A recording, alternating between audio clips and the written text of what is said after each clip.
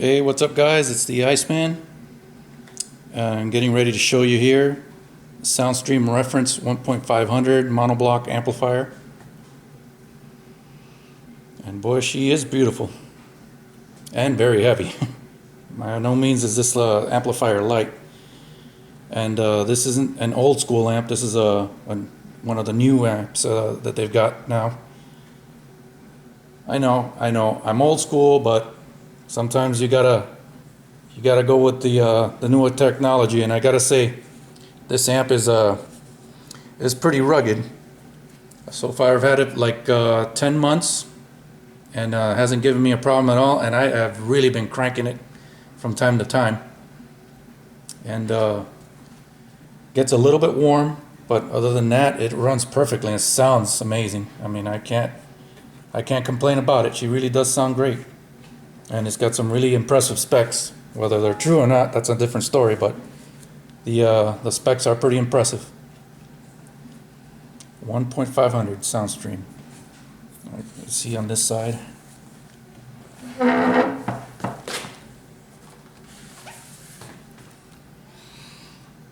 Only thing, it's not made in the USA anymore. What can I say? Now I know in the old school amps, the older Soundstream amps were, I think they were powder coated. This newer line is anodized aluminum. As you can see, it's probably better that way. That way you don't have any problem with paint chipping. But it looks really nice. And here are all your controls right here. Your 12-volt positive, ground, remote, all terminal strips. Your single out for the speakers, since it's a mono amp. Your phase, put it in 0 degrees or 180. Frequency, low pass, subsonic frequency, Hawkins, all for your EQ controls. Remote gain. I think this one thing I like about this amp. It came with the remote gain control, or which Fosgate would call it, would be the bass boost. I'm just showing you a picture here because I have it installed in my car, and I really don't feel like taking it out. So just showing you what it came with.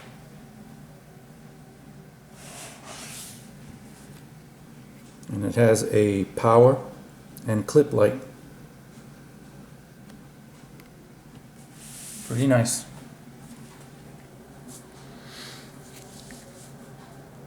Oh, I'm sorry, this is a subsonic filter, the subsonic frequency with a Hawkins. And this is your bass EQ, where you select whatever frequency you just want to bring up on your amp, and then boost it accordingly. Your gain control here, RCA inputs, and then you have a balance.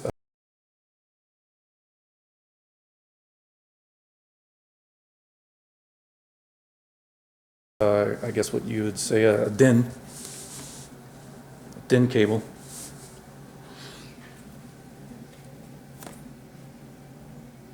And then your warning lights here. Power, green, protect, and amber, clip light, and low rail voltage.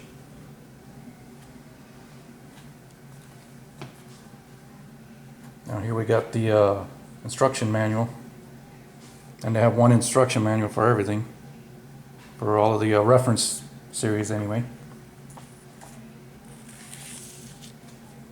Now on this model of amp, this monoblock amp is similar to the circuitry that the JL Audio Slash amplifiers have, which is has a complete regulated power supply, which it doesn't matter what load you put it in or what operating DC voltage you got coming into the amp, it's going to put out the same power regardless.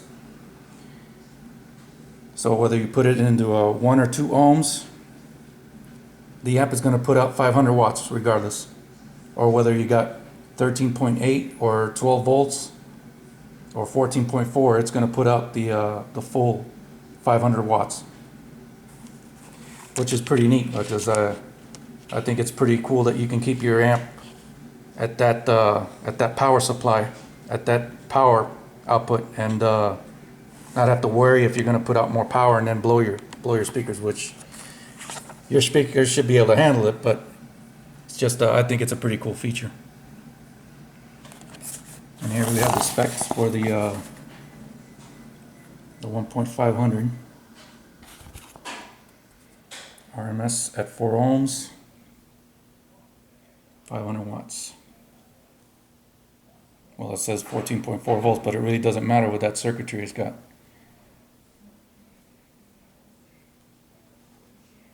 Total harmonic distortion 0.02. Frequency response from 15 to 50 200 kilohertz because it's a sub amp. 102 signal to noise. 2000 damping factor. I don't know how accurate that is, but these amps are supposed to be really good sounding and really good at controlling your speakers, so I've yet to see if that's accurate or not. I don't have a way of testing it either, so I'd have to go by what they say. Well, there you have it, guys. Overview of the reference 1.5 Soundstream Reference 1.500 amp. Coming up next, a gut shot.